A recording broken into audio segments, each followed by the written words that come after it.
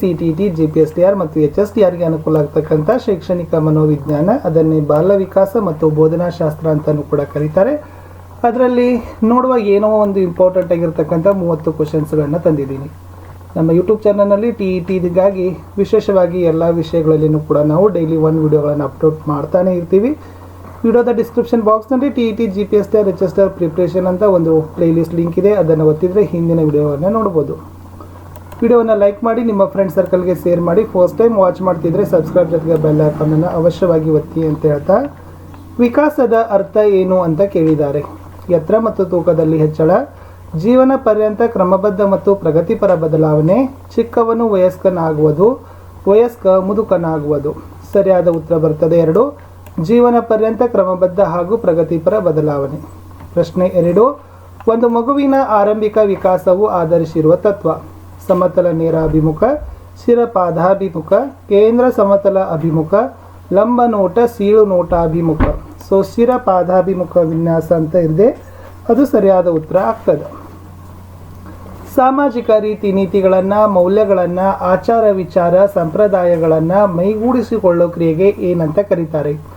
ಸಾಮಾನ್ಯಕರಣ, ಸಾದೃಶೀಕರಣ, ನಾಗರಿಕೀಕರಣ ಅಥವಾ ಸಾಮಾಜೀಕರಣ. ಆಪ್ಷನ್ 4 ಸಾಮಾಜೀಕರಣ ಅಂತಕ್ಕಂಥದ್ದು ಸರಿಯಾದ ಉತ್ತರ ಆಗ್ತದೆ. ಮುಂದಿನ ಪ್ರಶ್ನೆ 4, ಜ್ಞಾನಾತ್ಮಕ ವಿಕಾಸದ ಹಂತಗಳ ಜೊತೆಗೆ ಜೋಡಣೆಗೊಂಡಿರುವ ಹೆಸರು ಯಾವುದು ಅಂತ ಕೇಳಿದ್ದಾರೆ. ಜ್ಞಾನಾತ್ಮಕ ವಿಕಾಸದ ಹಂತ ಪಿಯಾಜೆನೋ, ಗಾರ್ಡ್ನರ್, ಹೆವಿಂಗ್ ಹರ್ಟ್ಸ್, ಎರಿಕ್ಸನ್. ಸರಿಯಾದ ಉತ್ತರ ಪಿಯಾಜೆ. ವೈಯಕ್ತಿಕ ಭಿನ್ನತೆಗೆ ಕಾರಣವಾದ ಅಂಶಗಳು ಅಂತ ಕೇಳಿದ್ದಾರೆ. ಆಹಾರ ಮತ್ತು ಪೌಷ್ಟಿಕಾಂಶ, ವಿವಿಧ ಸಮುದಾಯಗಳು, ವಿವಿಧ ಸಂಸ್ಕೃತಿಗಳು, ಅನುವಂಶೀಯತೆ ಮತ್ತು ಪರಿಸರ. ಸರಿಯಾದ ಉತ್ತರ ಅನುವಂಶೀಯತೆ ಮತ್ತು ಪರಿಸರ. ಈ ಕೆಳಗಂಡ ಈ ಮನೋವಿಜ್ಞಾನಿ ರೂಪಿಸಿರುವ 7 ಬುದ್ಧಿಶಕ್ತಿಗಳಲ್ಲಿ ಸಂವೇಗಾತ್ಮಕ ಬುದ್ಧಿಶಕ್ತಿ ಒಂದು ಅಂಶವಾಗಿಲ್ಲ ಅಂತ ಕೇಳಿದ್ದಾರೆ. Binet, Gardner, Wechsler, Spencer. ಸರಿಯಾದ ಉತ್ತರ ಗಾರ್ಡ್ನರ್. ಪ್ರಶ್ನೆ 7, ಒಬ್ಬ 5 ವರ್ಷ ವಯಸ್ಸಿನ ಬಾಲಕಿಯ ಮಾನಸಿಕ ವಯಸ್ಸು 6 ಆಗಿದ್ದರೆ ಆಕೆಯ ಬುದ್ಧಿಶಕ್ತಿ ಸೂಚ್ಯಾಂಕ ಕಂಡುಹಿಡಿಯಿರಿ ಅಂತ ಕೇಳಿದ್ದಾರೆ. 100, 110, 120, 130. ಸರಿಯಾದ ಉತ್ತರ 120. ಸೃಜನಶೀಲ ಮಗುವಿನ ಪ್ರಮುಖ ಲಕ್ಷಣಗಳು ಏನು ಅಂತ ಕೇಳಿದ್ದಾರೆ. ಒಮ್ಮುಖ ಆಲೋಚನೆ, ಉತ್ತಮ ಸ್ಮೃತಿ, ಹೊಸತನ, ಸ್ವಂತಿಕೆ. ಉತ್ತಮ ಸ್ಮೃತಿ, ವಿಶೇಷ ಪ್ರತಿಭೆ. ಹೊಸತನ, ಒಮ್ಮುಖ ಆಲೋಚನೆ.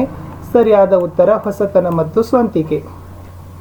ಮಾನಸಿಕ ವಯಸ್ಸು MA ಎಂಬ ಪರಿಕಲ್ಪನೆಯನ್ನು ನೀಡಿದವರು ಯಾರು ಅಂತ ಕೇಳಿದ್ದಾರೆ. ಥರ್ಸ್ಟನ್ ಇದೆ, ಟರ್ಮನ್ ಇದೆ, ಮೆರಿಲ್ ಇದೆ, ಬೀನೆ ಇದೆ. ಸರಿಯಾದ ಉತ್ತರ ಬೀನೆ.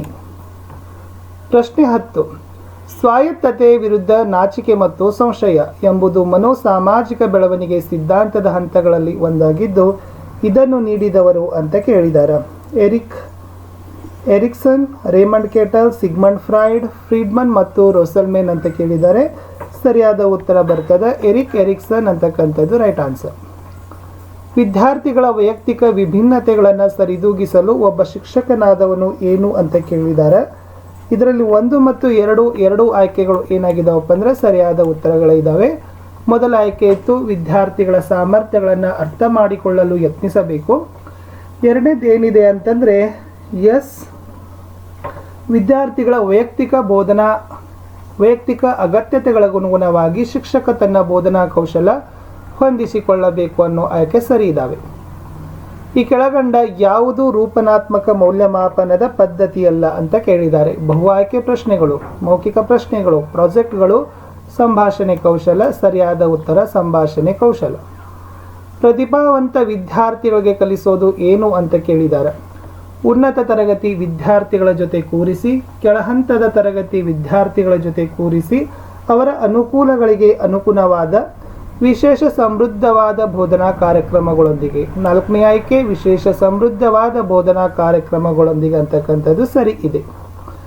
ನೈದಾನಿಕ ಪರೀಕ್ಷೆಗಳನ್ನು ಶಾಲೆಗಳಲ್ಲಿ ಬಳಸುವುದು ಶೈಕ್ಷಣಿಕ ಸಮಸ್ಯೆಗಳನ್ನು ಕಾರಣ ಪತ್ತೆ ಹಚ್ಚಲಿಕ್ಕೆ, ಆರೋಗ್ಯ ಸಮಸ್ಯೆಗಳಿಗೆ ಕಾರಣ ಪತ್ತೆ ಹಚ್ಚಲಿಕ್ಕೆ, ವರ್ತನಾ ಸಮಸ್ಯೆಗಳಿಗೆ ಕಾರಣ ಪತ್ತೆ ಹಚ್ಚಲಿಕ್ಕೆ, ಸಹಪಠ್ಯ ಚಟುವಟಿಕೆಗಳಿಗೆ ಸಂಬಂಧಿಸಿದ ಸಮಸ್ಯೆಗಳನ್ನು ಗುರುತಿಸಲು.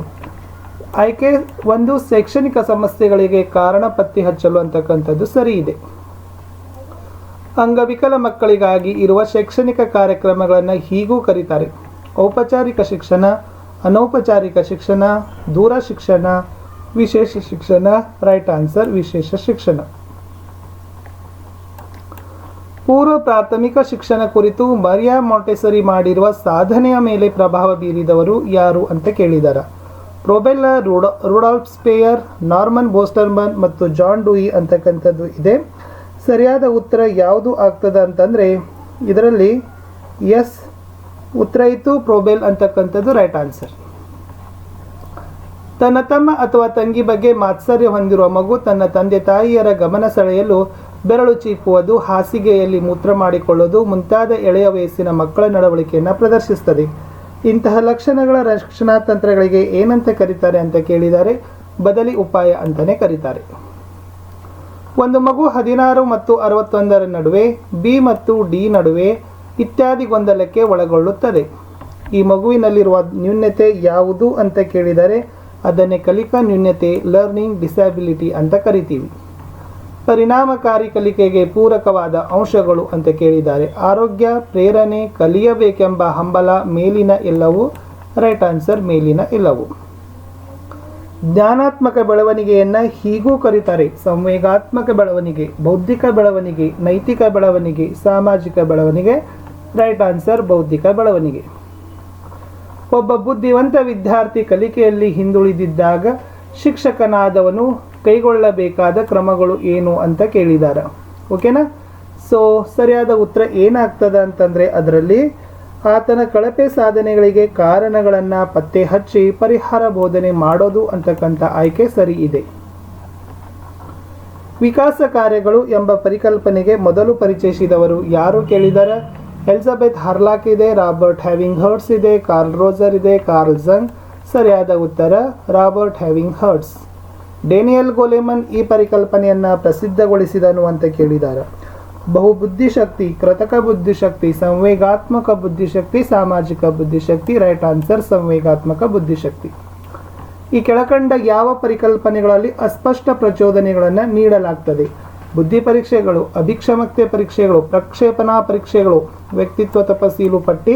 ಸರಿಯಾದ ಉತ್ತರ ಬರ್ತದೆ ಆಯ್ಕೆ 3 ಪ್ರಕ್ಷೇಪಣಾ ಪರೀಕ್ಷೆಗಳು ಅಂತಕ್ಕಂಥದ್ದು ಸರಿಯಾದ ಉತ್ತರ ಇದೆ. Third option. ಸಂಚಾರಿ ಸಂಕೇತಗಳ ಪಾಲನೆಯು ಸಂಬಂಧಪಟ್ಟಿದೆ ಅಂತ ಕೇಳಿದ್ದಾರೆ. ಅನುಬಂಧಿತ ಕಲಿಕೆ, ಪ್ರಯತ್ನ ಪ್ರಮಾದ ಕಲಿಕೆ, ಒಳನೋಟ ಕಲಿಕೆ, ಕಲಿಕೆಯ ವರ್ಗಾವಣೆ. ಅಲ್ಲಿ ಅನುಬಂಧ ಕಲಿಕೆ ಅಂತಕ್ಕಂಥದ್ದು ಸರಿ ಬರ್ತದೆ. ವಾರ್ಷಿಕ ಪರೀಕ್ಷೆಯನ್ನು ನಡೆಸೋದು ಏನು ಅಂತ ಕೇಳಿದ್ದಾರೆ. ಅದು ಮುಖ್ಯವಾಗಿ ನಿರಂತರ ಮೌಲ್ಯಮಾಪನ, ಕಲಿಕೆಗಾಗಿ ಮೌಲ್ಯಮಾಪನ, ಕಲಿಕೆಯ ಮೌಲ್ಯಮಾಪನ, ವ್ಯಾಪಕ ಮೌಲ್ಯಮಾಪನ. ಆನ್ಸರ್ ಕಲಿಕೆಯ ಮೌಲ್ಯಮಾಪನ. ಒಳಗೊಳ್ಳುವ ಶಿಕ್ಷಣದ ಪ್ರಮುಖ ಉದ್ದೇಶ ಏನು ಅಂತ ಕೇಳಿದ್ದಾರೆ. ಇದರಲ್ಲಿ ಎಲ್ಲ ಮಕ್ಕಳ ಅಗತ್ಯತೆ ಪೂರೈಸುವುದು ಇದೆ ನೋಡಿ. ಆ ಆಯ್ಕೆ ಏನಾಗದಪ್ಪ ಅಂದರೆ ಸರಿಯಾಗಿದೆ. ಒಬ್ಬ ಶಿಕ್ಷಕನಾದವನು ಸಂಪನ್ಮೂಲ ಭರಿತನಾಗಿರಬೇಕು ಎಂಬುದರ ಅರ್ಥ ಏನು ಅಂತ ಕೇಳಿದರೆ ಫೋರ್ತದಲ್ಲಿ ಆತನು ಸಾಕಷ್ಟು ಜ್ಞಾನ ಮತ್ತು ಕೌಶಲ್ಯ ಹೊಂದಿದ್ದು ವಿದ್ಯಾರ್ಥಿಗಳ ಅವಶ್ಯಕತೆ ಪೂರೈಸಲು ಸಾಧ್ಯವಾಗಬೇಕು ಅನ್ನೋದು ಸರಿ ಆಯ್ಕೆ. ಒಬ್ಬ ಶಿಕ್ಷಕನಾಗಿ ವಿದ್ಯಾರ್ಥಿಗಳನ್ನು ಪ್ರೇರೇಪಿಸಲು ಯಾವ ತಂತ್ರ ಅನುಸರಿಸ್ತೀರಿ ಅಂತ ಕೇಳಿದರೆ ಮೇಲಿನ ಎಲ್ಲವೂ ಅಂದರೆ ಪಾಠ ಬೋಧನೆಯಲ್ಲಿ ಸೂಕ್ತ ಪೀಠಿಕೆ ನೀಡೋದು, ಬೋಧಿಸುವಾಗ ಸೂಕ್ತ ಉದಾಹರಣೆ ನೀಡೋದು, ಕಲಿಕೆಯಲ್ಲಿ ಎಲ್ಲರೂ ಸಕ್ರಿಯವಾಗಿ ಭಾಗವಹಿಸುವಂತೆ ಪ್ರೋತ್ಸಾಹಿಸೋದು. ಈ ವಿಡಿಯೋದ ಕಡೆಯ ಪ್ರಶ್ನೆ: ಈ ಕೆಳಗಂಡ ಯಾವ ಪ್ರೇರಣೆಗಳನ್ನು ಪ್ರಾಥಮಿಕ ಪ್ರೇರಣೆಗಳು ಅಂತ ಕರಿತೀರಿ ಅಂತ ಕೇಳಿದ್ದಾರೆ. ಅದು ಸಾಮಾಜಿಕ ಪ್ರೇರಣೆಗಳು ಅಂತ ಆಗ್ತದೆ. ಸೊ ಸ್ನೇಹಿತರೆ, ಇಷ್ಟು KRTT, CTT, GPSTR ಮತ್ತು HSTRಗೆ ಹೆಲ್ಪ್ಫುಲ್ ಆಗ್ತಕ್ಕಂಥ ಒಂದು 30 ಪ್ರಶ್ನೆಗಳನ್ನು ನಾನು ಈ ವಿಡಿಯೋದಲ್ಲಿ ತಂದಿದ್ದೀನಿ. ತಮ್ಮ ವ್ಯೂಸ್ಗಳು ಹೆಚ್ಚಾತಂದರೆ ಮತ್ತೆ ಬೇರೆ ಬೇರೆ ವಿಷಯಗಳಲ್ಲಿ ಸಹಿತ ವಿಡಿಯೋಗಳನ್ನು ಹಾಕ್ತೀವಿ. ನಿಮ್ಮ ಲೈಕ್, ಶೇರ್ ಮತ್ತು ಸಬ್ಸ್ಕ್ರೈಬ್ಗಳು ನಮಗೆ ಅದೇ ನಮಗೆ ಪ್ರೇರಣೆ ಅಂತ ಹೇಳ್ತಾ ಸಿಗ್ತೀನಿ ಹೊಸ ವಿಡಿಯೋದಲ್ಲಿ. ಹಿಂದಿನ ವಿಡಿಯೋಗಳನ್ನು ನೋಡಿ 6ರಿಂದ 12ನೇ ತರಗತಿಯವರಿಗೆ SS ಮತ್ತು ಸೈನ್ಸ್ ವಿಡಿಯೋಗಳನ್ನು ಹಾಕ್ತೀವಿ. ಆ ವಿಡಿಯೋಗಳನ್ನು ಸಹಿತ ತಾವು ನೋಡಿದರೆ ಖಂಡಿತವಾಗಿ ನಿಮಗೆ ಯೂಸ್ ಆಗ್ತದೆ ಅಂತ ಹೇಳ್ತಾ ಬಾಯ್.